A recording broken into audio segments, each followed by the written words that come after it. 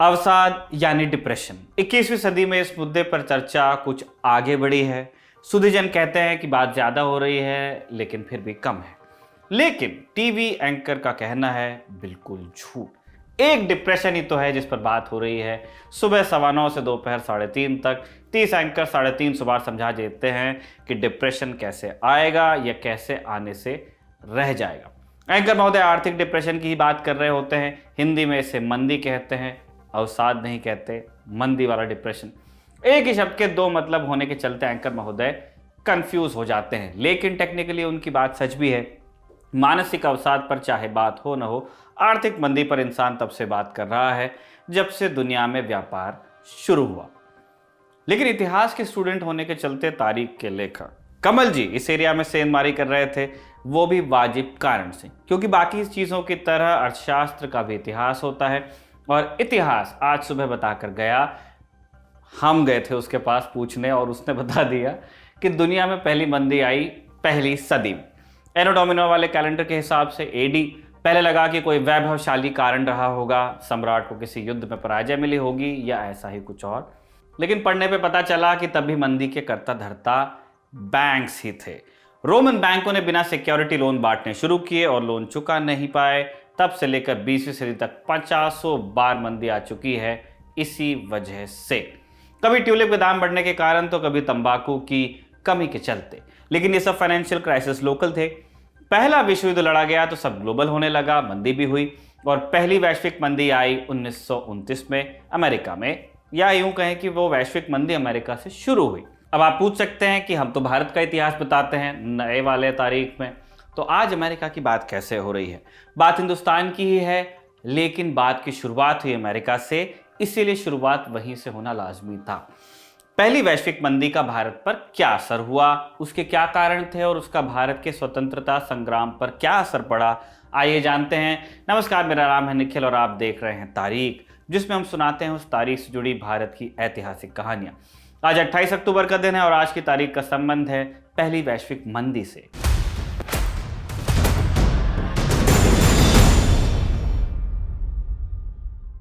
शुरुआत 24 अक्टूबर 1929 से। गुरुवार का दिन था। न्यूयॉर्क स्टॉक एक्सचेंज पर रोज की तरह ब्रोकर्स की भीड़ इकट्ठा थी। ओपनिंग बेल बजी और मार्केट ऐसे गिरा मानो किसी ने पांव में पहिए लगा दिए हों।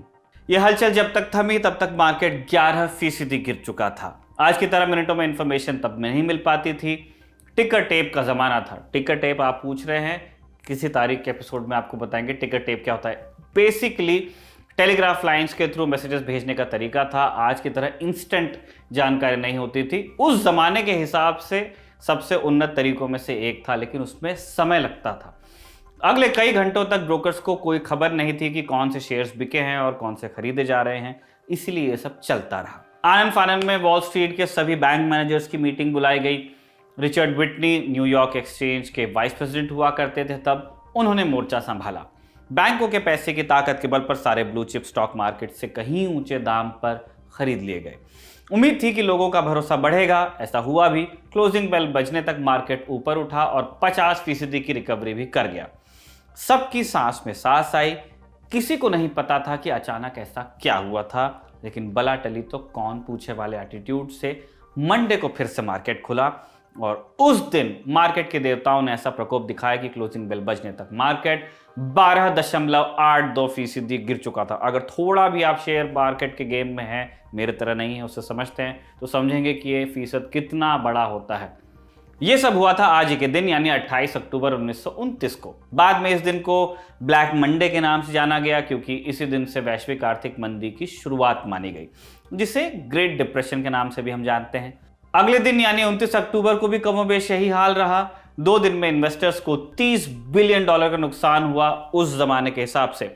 मार्केट यहीं पर नहीं रुका, अगले 2 साल तक उसमें गिरावट होती रही। 1932 में जब यह गिरावट रुकी तब तक इंडेक्स 90% तक गिर चुके थे। भारत में इसका क्या असर हुआ, इसके लिए तब की भारत की इकोनॉमी को समझना जरूरी है। भारतीय अर्थव्यवस्था शुरुआत से ही खेती पर आधारित थी, लेकिन अंग्रेजों ने इसमें एक नया बदलाव किया, नई चीज इंट्रोड्यूस की। मैनचेस्टर की कपड़ा मिलों के लिए कॉटन की जरूरत थी, कपास की, जो बाकी दुनिया के मुकाबले भारत में कहीं कीमत पर मिल जाता था। कारण था मोनोपोली का ठीक उल्टा, यानी बेचने वाले तो बहुत सारे हैं आपके पास, लेकिन खरीदार सिर्फ एक है, और इसी वजह से दाम करने की ताकत विक्रेता के बजाय खरीदने वाले के हाथ में थी, यानी अंग्रेज के हाथ। भारत में कपड़े का उद्योग हथकरघा आधारित था और इंग्लैंड में नई नई मशीन्स आई थी, वहां पे इंडस्ट्रियल रेवोल्यूशन हुआ था। सो भारतीय व्यापारी चाह कर भी अंग्रेजी उद्योगों से मुकाबला नहीं कर सकते थे। कैसे करते? करघे पे आप एक साड़ी बनाते हैं, आपको हफ्ता लग सकता है, अगर ज़्यादा उसमें काम होगा तो उसमें महीना भी लग सकता है। वहाँ मिल में 20 साड़ियाँ 1 घंटे में निकल जाती हैं। अपनी इसी स्कीम को सूट करने के लिए अंग्रेज़ों ने कपास, नील और तंबाकू जैसी चीज़ों की खेती पर जोर दिया, यानी कैश क्रॉप्स पर जोर दिया। अमेरिका से डिप्रेशन की शुरुआत हुई तो लोगों को खरीदने की क्षमता में महसूस हुआ कि अब वो कम हो गई है। इकोनॉमिक्स 101 यानी कि इकोनॉमिक्स के शुरुआती जो नियम होते हैं उनके अनुसार मांग में कमी का असर होता है दाम में गिरावट। भारतीय किसान कैश क्रॉप्स उगा रहे थे और उनके दाम गिरे तो भारतीय किसानों की हालत खस्ता होती चली गई। मांग में कमी के चलते गेहूं चावल के दामों में भी 50% तक की कमी आई। मिडिल क्लास और उच्च मध्य वर्ग की हालत बेहतर थी। एक तो उन्हें सस्ते दाम पर सामान मिल जा रहा था, ऊपर से बधी बधाई तनख्वाह थी उनके पास में। जिनका ट्रेड था उनके पास ट्रेड, जिनके पास नौकरियां थी, बहुत सारे लोग अंग्रेजों के यहाँ काम करते थे। हम मानते नहीं इस चीज़ को, लेकिन ये फैक्ट था। हमारी बहुत बड़ी संख्या में लोग अंग्रेज़ों के यहाँ काम करते थे, वहाँ से सैलरी पाते थे। कोई बुराई नहीं है, एक ऑक्यूपेशन था, लेकिन करते थे। कुछ लोग कंपनीज में भी थे, इन सब के पास थी पक्की तनख्वाह। लेकिन निचले तबके के किसानों और मजदूरों को दोहरी मार पड़ रही थी इस दौरान। अंग्रेज सरकार ने टैक्स पे कोई रियायत नहीं दी थी, उल्टा वो उसे बढ़ाते जा रही थी। जमींदारी सिस्टम के चलते लोगों को जमीन का भी किराया देना पड़ता था और टैक्स देने के लिए जमींदार किराया भी दिन पर दिन बढ़ाते जा रहे थे, जो अंत में किसानों को ही चुकाना पड़ता था। कैश क्रॉप्स वाला ये खेल शुरू होने से पहले सिस्टम ये था कि आप अपने खाने भर का तो उगा ही लेते थे, क्योंकि गेहूं और चावल की खेती होती थी। लेकिन जब कैश क्रॉप्स आए तो गेहूं चावल बोना कम हो गया, लिहाजा पेट भरने के लिए लोगों को घर का सामान और जेवर बेचने पड़े। इसके अलावा सेना के रखरखाव पर होने वाला खर्चा भी भारत से ही उगाहा जा रहा था। पहला विश्व युद्ध लड़ने में ब्रिटेन का भारी खर्चा हुआ। भारत के सैनिक लड़ रहे थे अंग्रेजों के लिए, लेकिन उनकी तनख्वाह का खर्च भी भारत के खजाने से ही वसूला गया। जी हाँ, बहुत समझदार लोग थे वो अंग्रेज। कैसे? खर्चा अंग्रेज उठाते थे, लेकिन उसको चढ़ा दिया जाता था भारत के खाते में लोन के नाम से। डिप्रेशन की शुरुआत हुई तो इसी लोन पर इंटरेस्ट के नाम पर भारत का सोना ब्रिटेन भेजा जाने लगा। 1931 से 35 के बीच लोन की किस्तों के नाम पर 2.3 अरब रुपए कीमत का सोना ब्रिटेन भेजा गया। अब सवाल यह कि लोन की किस्त की याद 1931 में ही क्यों आई?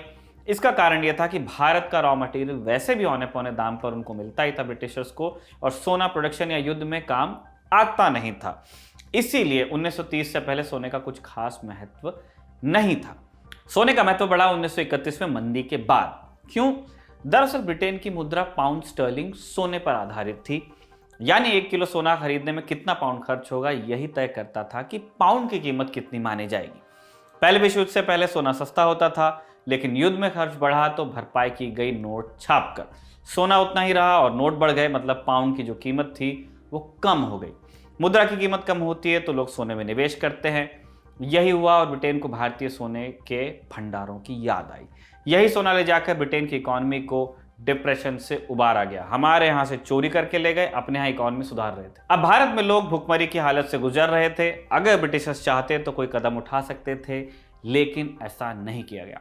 अमूमन ऐसा होता है जबकि इस तरह का कोई संकट आता है तब सरकारें पब्लिक एक्सपेंडिचर बढ़ाती हैं, इंपोर्ट एक्सपोर्ट के नियमों में बदलाव करती हैं ताकि आम आदमी पर प्रेशर थोड़ा कम हो। लेकिन ब्रिटिश सरकार खर्च करने के बजाय वसूलने में लगी रही। यहाँ तक कि 1931 में ब्रिटेन में भारत से इंपोर्ट किए जाने वाले सामान पर भी ड्यूटी बढ़ा दी गई ताकि वहाँ के लोकल किसानों और मजदूरों को कंपटीशन ना झेलना पड़े। भारत में तो बिक्री हो नहीं रही थी, एक्सपोर्ट से होने वाली इनकम भी खत्म हो गई। अगले 3 सालों में भारत के इंपोर्ट एक्सपोर्ट में 50% तक की कमी दर्ज की गई। बंगाल में जूट का व्यापार था जिससे एक्सपोर्ट बैग बनाए जाते थे। वहां किसानों और लोकल कारीगरों ने लोन उठा रखे थे। एक्सपोर्ट बंद हुआ तो उनका काम भी ठप हुआ। किसानों के अलावा गरीब तबके का एकमात्र सहारा था रेलवे। इंपोर्ट एक्सपोर्ट कम हुआ तो ट्रांसपोर्ट का काम भी आधा हो गया। इसके चलते रेलवे में काम करने वाले लाखों भारतीय बेरोजगार हुए। मजदूरों और किसानों के पेट पर लात पड़ी तो वो खुलकर अंग्रेज सरकार के विद्रोह में आकर खड़े हुए। अंग्रेजों के लिए वो पहले ही गद्दार और देशद्रोही थे, तो उन्हें इन नामों से फर्क वैसे भी नहीं पड़ता था। महात्मा गांधी ने एक बड़े तबके में बढ़ते रोष को महसूस किया और सिविल डिसोबीडियंस मूवमेंट की शुरुआत कर दी। मार्च 1930 में सॉल्ट मार्च किया गया। नमक का चुनाव भी बहुत सोच समझ कर किया गया था। नमक एक ऐसी चीज थी जो घर घर में मिलती थी, गरीब से गरीब आदमी के पास भी, और नमक पर लगने वाला टैक्स ब्रिटिश सरकार के कुल रेवेन्यू का 8% था। अंग्रेज सरकार इससे बेखबर थी। उन्हें लगा सत्याग्रह के लिए नमक का चुनाव एकदम अटपटी बात थी, समझ नहीं पाए। लेकिन नमक सत्याग्रह पूरे भारत में आज़ादी का सिंबल बना। लोग गैर कानूनी तरीके से नमक बनाने और बेचने लगे। खुल के ही बना रहे थे, लेकिन अंग्रेज कानून के हिसाब से जाएं तो गैर कानूनी। खुद महात्मा गांधी का बनाया एक चुटकी नमक 1600 रुपए में बिका। तब के हिसाब से $750। अगले एक महीने में 60,000 लोगों को नमक बेचने के जुर्म में पकड़कर जेल में डाल दिया गया। जो स्वतंत्रता आंदोलन अब तक सिर्फ क्रांतिकारियों और कुछ पार्टियों तक सीमित था, नमक सत्याग्रह के बाद आम लोगों ने उसे अपना लिया। पूर्ण स्वराज की मांग अब सिर्फ एक नारा नहीं बल्कि जन आंदोलन में तब्दील हुई इसी आंदोलन के बाद। हालांकि नमक सत्याग्रह आंदोलन के बाद ब्रिटिश सरकार ने भारत को कुछ खास रियायतें नहीं दी, ना ही इससे भारत को तुरंत आज़ादी मिली। लेकिन इसके क्या मायने थे, इसके लिए अमेरिकन सिविल राइट्स के नायक मार्टिन लूथर किंग का एक कथन आपसे बांट के चलते हैं। अधिकांश लोगों की तरह मैंने भी गांधी के बारे में सुना था, लेकिन कभी मैंने गंभीरता से उनका अध्ययन नहीं किया था। लेकिन जब मैंने नॉन वायलेंट रेजिस्टेंस के बारे में पढ़ा तो मैं बहुत प्रभावित हुआ, खासकर गांधी के उपवासों और नमक सत्याग्रह से। सत्याग्रह की पूरी अवधारणा, जो सत्य यानी प्रेम और आग्रह से मिलकर बनी है, मेरे लिए बहुत महत्वपूर्ण थी। जैसे जैसे मैंने गांधी के दर्शन में गहराई से प्रवेश किया, प्रेम की शक्ति के बारे में मेरा संदेह धीरे धीरे कम होता गया और मैंने पहली बार सामाजिक सुधार के क्षेत्र में इसकी शक्ति को महसूस किया। तारीख की इस एपिसोड की तैयारी के दौरान हमने इस चीज़ को नोटिस किया, कमल ने लिखते हुए, हमने पढ़ते हुए, कि किसानों की हालत जो आज़ादी के पहले थी, अंग्रेज़ों के तहत जब उनका राज चलता था तब, और अब, इन दोनों स्थितियों में जितना अंतर होना चाहिए था उतना दिखता नहीं है। ये बात परेशान करने वाली भी है और ख़तरनाक भी है, इससे डर भी लगता है। तारीख इस एपिसोड को लिखा था, जैसे कि हम पहले ही बता चुके हैं, हमारे साथी कमल ने, पढ़ा मैंने आपके सामने निखिल ने, और इसे रिकॉर्ड किया है हमारे साथी राशिद ने। राशिद को हम सब की तरफ से शुभकामनाएं। वो अब नए सफ़र पे जा रहे हैं। अब वो 1 इंच इधर 1 इंच उधर, थोड़ा सा पीछे कहीं और करेंगे और बहुत सारी नई नई चीज़ें करेंगे। उनको हमारी शुभकामनाएं। हम यहीं पे बने रहेंगे और बने रहेंगे तारीख के एपिसोड। पसंद कीजिए, नापसंद आए तो कमेंट बॉक्स में लिख के बताइए कि कैसे लगते हैं, कैसे सुधार कर सकते हैं। देखते रहिए दी ललन टॉक।